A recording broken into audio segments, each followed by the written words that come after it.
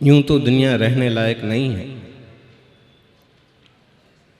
फिर भी अगर दुनिया में रहना है तो 3 सबसे खास जगह है।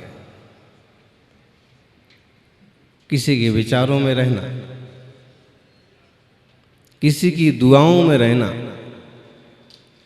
और देव शास्त्र गुरु के चरणों में रहना। किसी के विचारों में आप तब रह पाएंगे जब आपके खुद के अपने अच्छे विचार होंगे। जब आप दूसरों के साथ अच्छा व्यवहार करेंगे तो आप किसी के विचारों में रह पाएंगे, और जिनके विचारों में आप रह पाएंगे वो बहुत अपनेपन वाले लोग होंगे, मित्र होंगे।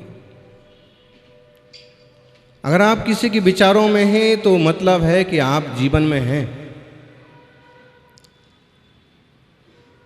वरना सामान्य लोगों की जीवन भी कोई जीवन है। किसी की दुआओं में रहना, और दुआएं तब मिलती हैं जब हम उपकार करते हैं, विनम्रता से पेश आते हैं, पूर्ण सम्मान देते हैं, और अक्सर कर दुआएं मिलती हैं बड़ों से, बुजुर्गों से, माता पिता से, वरिष्ठ जनों से। आप किस ढंग से पेश आएंगे कि दुआएं मिलें। बहुत लापरवाही हो जाती है, कई बार हम बड़े बुजुर्गों को भी धक्का दे करके एक तरफ कर देते हैं, चलो हटो हमें आगे जाने दो।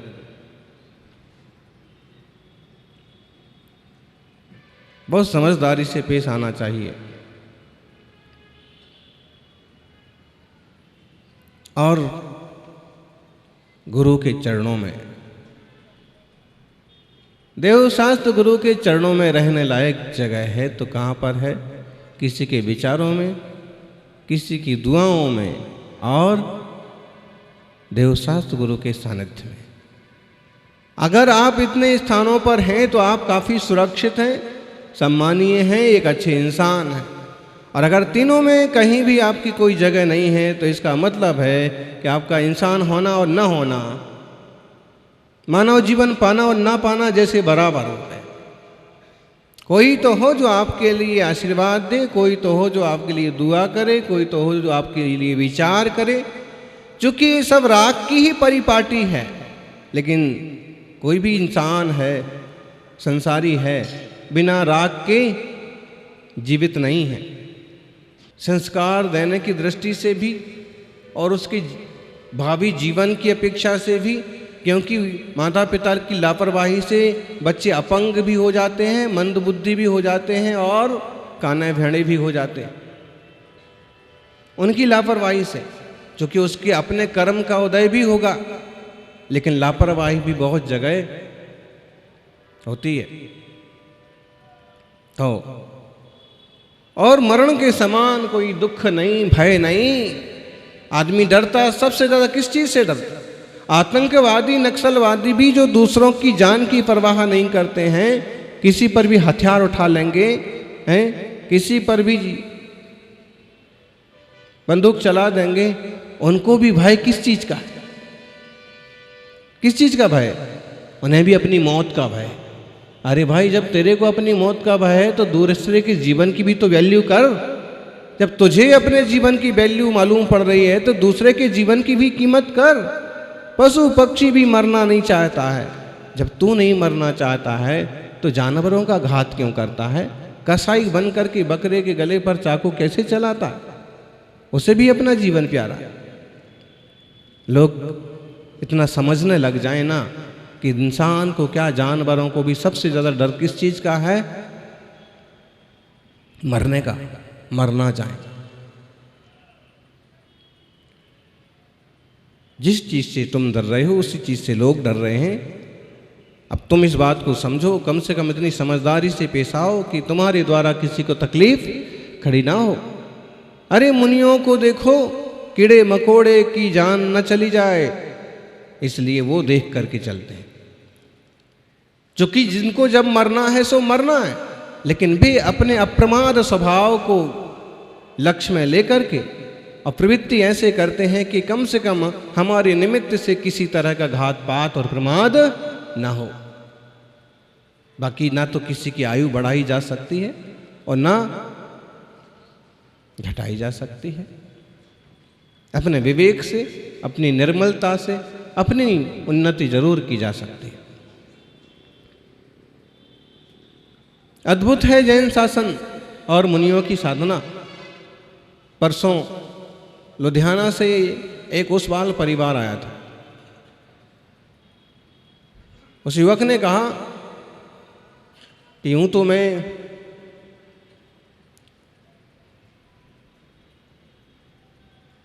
तुलसी की मान्यता वाला हूं, लेकिन जब से मुनियों का प्रवचन सुना और जब से दिगंबर मुनियों की मुद्रा देखी, तीर्थंकर भगवान की शांत प्रतिमाएं देखी, तो मेरा मन बदल गया और मैं दिगंबर जैन धर्म का पालन करता हूं।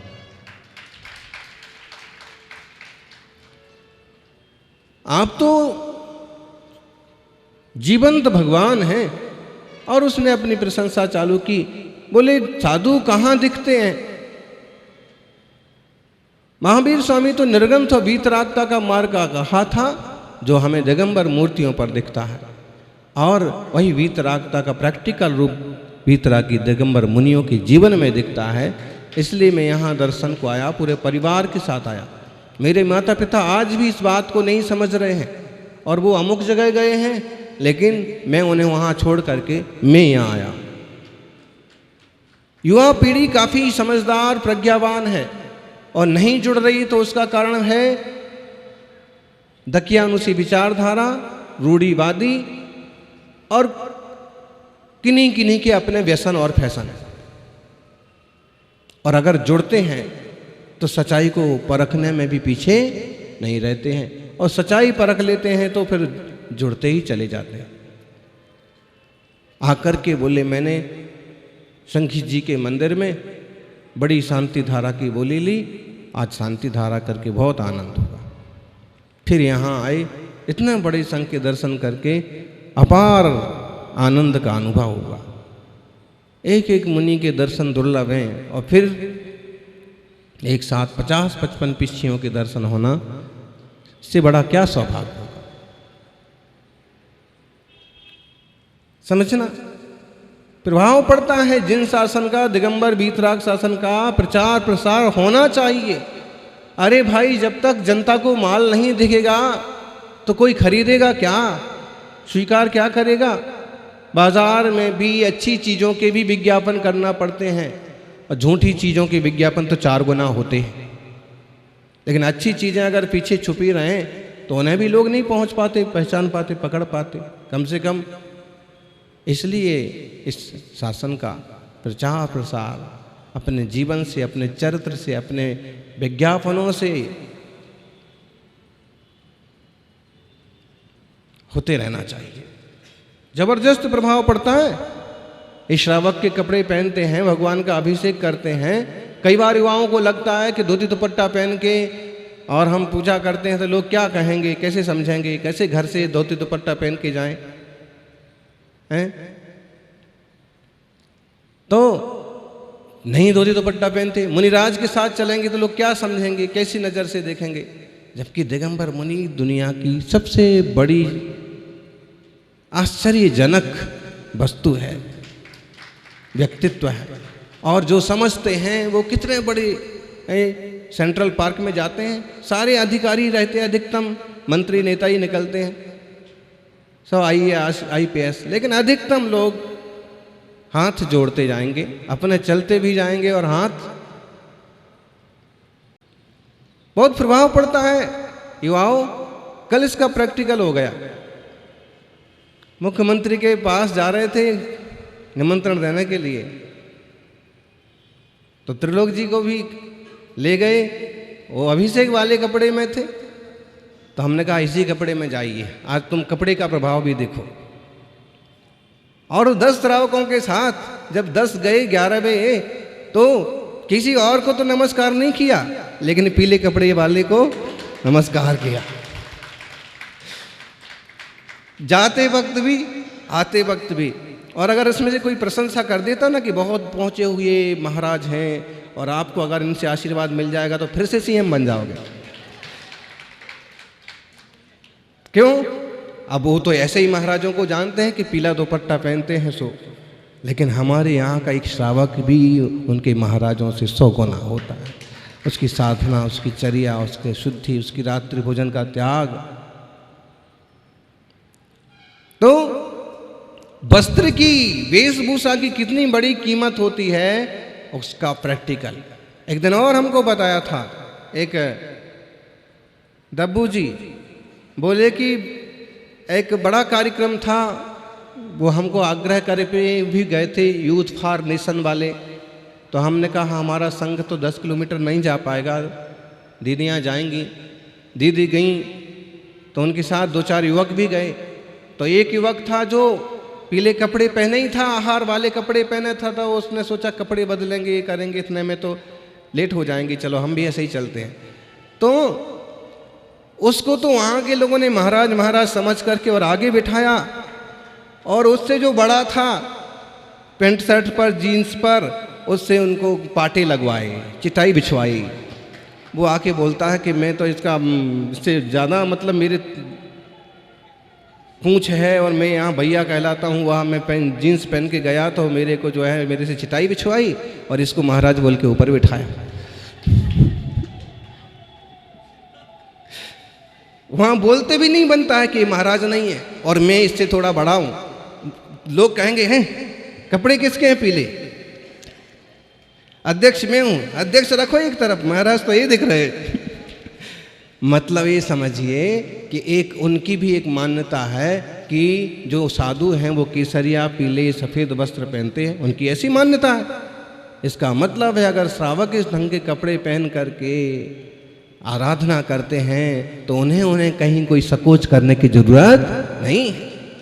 उनके कपड़ों की इतनी मान्यता है और परिणाम और ऊंचे हो जाएं तो फिर कहने की क्या बात। ऐसे ही तब होता था जब शिखर जी का बिहार चलता था ना, तो ये कभी कभी चौके वाले कपड़े पर ही चल देते थे।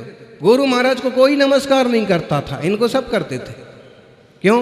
अब जैनी श्रावक हो तो समझे कि दिगंबर मुनि पहले और बाद में पीले कपड़े वाले, तो वो तो आम जनता है, इनको महाराज समझते थे।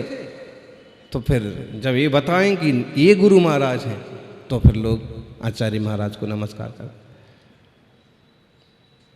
मतलब है, ये उदाहरण क्यों दिया? इसलिए दिया है कि बिल्कुल संकोच करने की जरूरत नहीं है। 2 किलोमीटर दूर भी मंदिर हो, घर से धोती दुपट्टा पहनो, बढ़िया कलश लो और भगवान का अभिषेक करने के लिए जाओ। 2 किलोमीटर भी क्यों ना हो, मुनिराज का पड़गाहन करके लाओ, पूरे रास्ते भर जयकार करते हुए आओ। तुम्हारे द्वारा जिन शासन की यह भी प्रभावना है, प्रभावना होगी। तो एक बहुत महत्वपूर्ण बातें हैं, लोग गंभीरता से लेना चाहिए। और कैसे हम एक दूसरे को उत्साहित करते हैं उसका एक छोटा सा उदाहरण है। कल की बात है, अमेरिका के एक बुजुर्ग दंपति, अपन बोलते कपल है ना, तो वो आहार दे रहे थे। तो हम लोग जब भारत में रहेंगे तो रात्रि भोजन त्याग रहेगा हमारा, लेकिन अमेरिका जाएंगे तो नहीं, वहाँ नहीं रहेगा। तो उनसे भी थोड़ी कम उम्र की एक माँ खड़ी थी पास में, तो उसने कहा कि आप अमेरिका में कहाँ रहते हैं? तो उन्होंने बताया कि हम कैलिफोर्निया, ऐसा। तो उसने कहा कि मैं भी अमेरिका में रहता हूँ। बोले कि हमको अमेरिका जाना पड़ता है इसलिए वहाँ नहीं चल पाता है, हम भारत में पाल लेंगे। वो जो धर्मात्मा स्त्री थी उसने कहा कि मैं तो वहीं रहती हूँ और मेरा 15 साल से रात्रि भोजन का त्याग है। उन्होंने देखा कि हमसे भी कम एज है और वहीं रहते हैं। फिर उन्होंने समझाया भी कि जब मैं 15 साल से वहाँ रह के पाल रही हूँ तो आपको क्या तकलीफ है, आप लोग भी संकल्प ले लीजिए। उत्साहित किया और उन दोनों ने भी हमेशा के लिए रात्रि भोजन का त्याग कर दिया। अमेरिका में रह के पालन नहीं हो सकता है क्या? और जब नियम ले लिया तो उसने बहुत धन्यवाद दिया कि आपने बहुत बड़ा पुण्य का काम किया। अब हम अमेरिका में 1 नहीं 3 हो गए रात्रि भोजन के त्यागी। हम वाशिंगटन डीसी में रहते हैं, तो ऐसे और भी कई सारे होंगे। तो मतलब यह है कि एक दूसरे को उत्साहित करना, कहीं भी रह करके जिन धर्म का पालन करना करवाना, ये बहुत बड़ी बात है। व्यवहार धर्म जीवन में आए, निश्चय सिद्धांत जीवन में आए तो जीव का कल्याण जरूर होगा। आचार्य देव कुंदकुंद स्वामी कह रहे हैं कि भावों से ही तो भाव हैं। ए सोती नथी कोई ननथी क्रिया सहाओ निबत्ता, क्रिया ही नथी अफला धम्मो जदि निफलो परमो।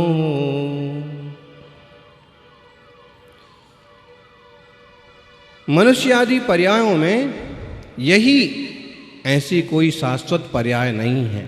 पर्याय कोई शाश्वत नहीं होती, क्योंकि संसारी जीवों के स्वभाव निष्पन्न क्रिया नहीं है, ऐसी बात नहीं है। स्वभाव का मतलब यहाँ विभाव लिया है। जब संसारियों की विभाव चालू हैं तो पर्याय बदलना भी चालू हैं।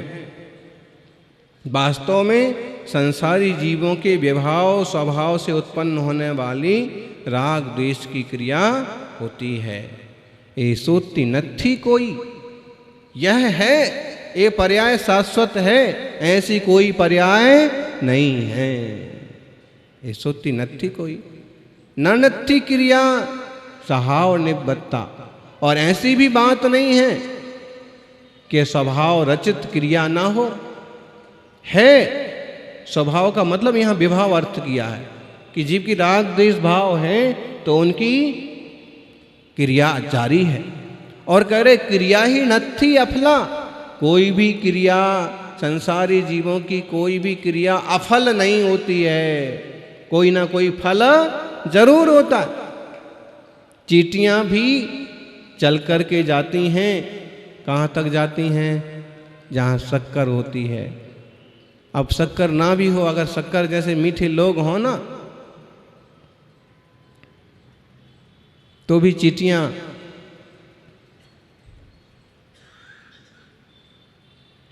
देखो,